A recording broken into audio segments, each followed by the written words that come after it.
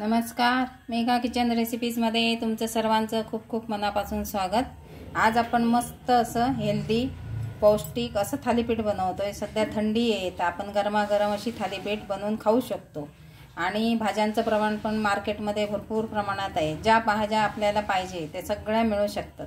आता इथे मी बघा हे ढोबळी मिरची घेतली बारीक चिरून, कोथिंबीर आहे, कोबी चिरलाय, गाजर आहे, इथं काकडी पण घेतली। सध्या काकडी पण असते बाजारात आणि ती छान लागते थालीपीठामध्ये।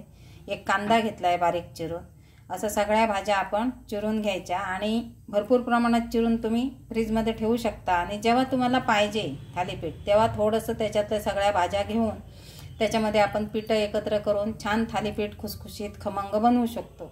म्हणजे प्रत्येक वेळे भाज्या कट करून घेतल्या पाहिजे असं काही नाही। मी तर असंच करते। आता ह्या मी सगळ्या भाज्या घेणार नाही, फक्त 4 थालीपीठांच्या भाज्या आपल्याला एकत्र करून मी तुम्हाला छान मस्त खमंग खुसखुशीत असं थालीपीठ करून दाखवणार आहे। तर अशा भाज्या आपण स्टोर करून ठेवू शकतो।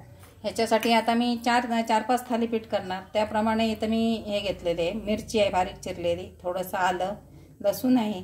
जे लसूण खात नाही त्यांनी नाही घेतला तरी चालेल। आता त्यानंतर आपल्याला इथं भाजणी पीठ नाही घेतलंय मी, हे घरातलीच पीठं आहेत।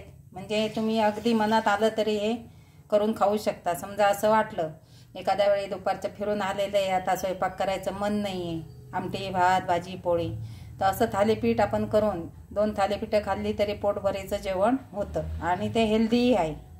तर त्याच्यासाठी मी इथे तांदळाचं पीठ घेतलं आहे। हे मिक्स भाकरीचं पीठ आहे, म्हणजे 7-8 धान्य एकत्र करून त्याची भाकरी आम्ही करतो घरात, तेच हे पीठ आहे।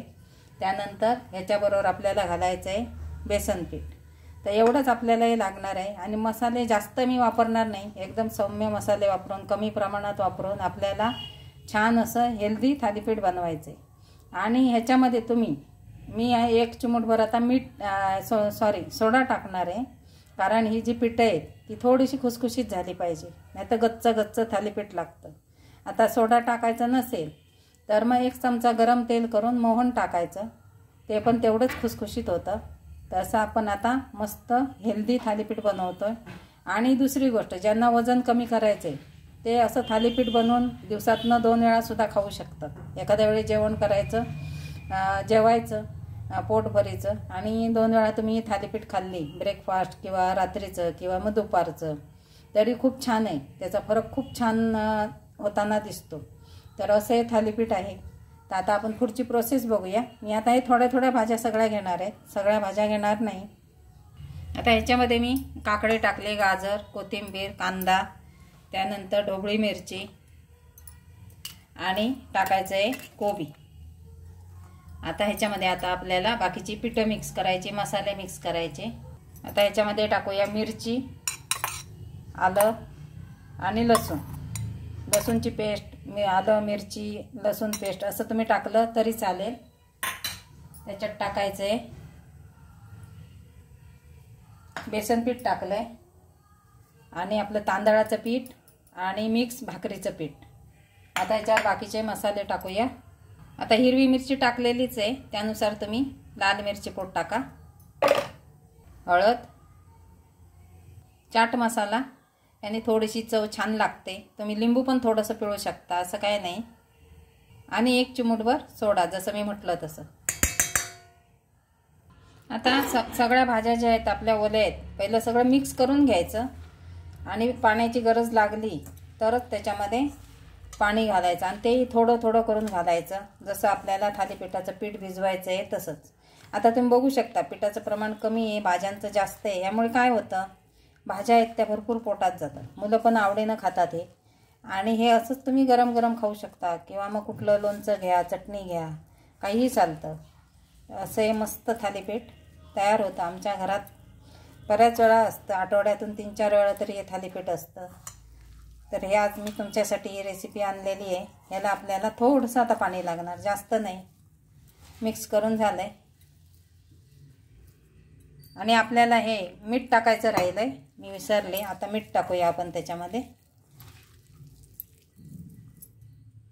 चवीनुसार मीठ टाकायचं आहे। आता मी थालीपीठाला जसं पाहिजे तसं भिजवून घेते। असं मस्त अगदी मिक्स करायचं आहे बघा. भाजीतलं पाणी सुटतं. मला साधारण 1 मोठा चमचाच पाणी लागलं, जास्त पाणी लागलं नाही. आणि मी पिठांचा जास्त वापर नाही, भाज्या जास्त आहे, त्यामुळे थालीपीठ आपलं आहे ते खूप छान लागतं. भाज्या जास्त असल्यामुळे. खूप जर पीठ असेल आणि भाज्या कमी असतील तर तेवढी छान चव येत नाही. ह्याच्यामध्ये भाज्या जास्त टाकायच्या आणि पिठं कमी वापरायची, म्हणजे छान अगदी मस्त अगदी चव येते. हे बघा, असं जोरात असं हे करायचं एकत्र करून, म्हणजे भाज्या पण त्या मऊ होतात आणि पाणी त्यांच्यातून बाहेर पडून आपल्याला पाहिजे तसं बॅटर तयार होतात. त्याच्यात पाणी वगैरे टाकायची गरज नाही. आता आपण थालीपीठ करायला घेऊया.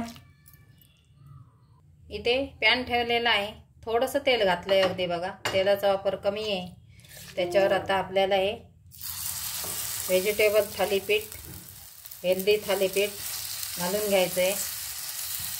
तुम्ही हाताने थापलं तरी चालेल, चमच्याने थापलं तरी चालेल. आणि ह्याला मीडियम गॅसवर, जास्त मोठा गॅस न ठेवता छान अगदी मस्त दोन्ही बाजूनी भाजून घ्यायचे. गरम गरम असंही खाऊ शकता किंवा कुठल्या चटणीबरोबर, लोणच्याबरोबर तुम्ही हे खाऊ शकता. जर माझी रेसिपी आवडली असेल तर नक्की सबस्क्राईब करा, बेल आयकॉन नक्की दाबा, जेणेकरून माझ्या प्रत्येक रेसिपीचं नोटिफिकेशन सगळ्यात पहिले तुम्हाला मिळेल. आता ह्याला आपण झाकण ठेवूया.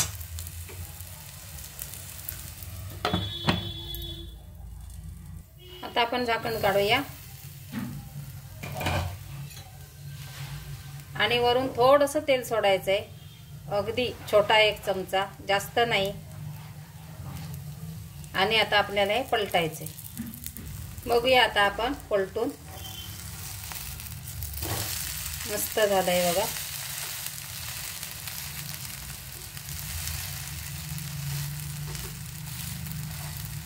थोडंफार तुटलं तरी चालतं, पण भाज्यात जास्त पाहिजे, पिठं कमी पाहिजे, तेव्हा ते छान लागतं. आता त्या बाजूने करपूस झालं का आपण काढून घेऊया. झालंय आता आपलं थालीपीठ, काढून घेऊया प्लेटमध्ये. अजून एक घातलं आहे मी, ते मस्त खरपूस असं छान भाजून घेऊया. अशी आपली थालीपीठं झटपट भाज्या घालून तयार होतात. लहान मुलांपासून मोठ्यांपर्यंत कोणीही खाऊ शकतं. हेल्दी आहेत, पौष्टिक आहेत. हे बघू शकता तुम्ही, आपलं व्हेजिटेबल मल्टीग्रेन असं थालीपीठ तयार झालेलं आहे. कारण ह्याला भाजायला जास्त वेळ लागत नाही. आपण भाज्या भरपूर वापरल्यात आणि पिठं कमी वापरलीत. आणि जी पिठं वापरली ती मल्टीग्रेन भाकरीचीच, म्हणजे एकत्र 7-8 धान्य एकत्र करून जी पिठं आहेत ती फक्त अर्धी वाटी घातलेली आहेत. त्यामुळे त्यांना भाजायला वेळ नाही लागत. जर पिठं जास्त असतील तर मग खूप वेळ लागतो भाजायला आणि तेलही लागतं. त्यामुळे इथं तेलही कमी आहे. तुम्ही बघू शकता कसं मस्त कोरडं थालीपीठ आहे. त्याच्याबरोबर तुम्ही कुठलीही चटणी घेऊ शकता आणि हे खाऊ शकता.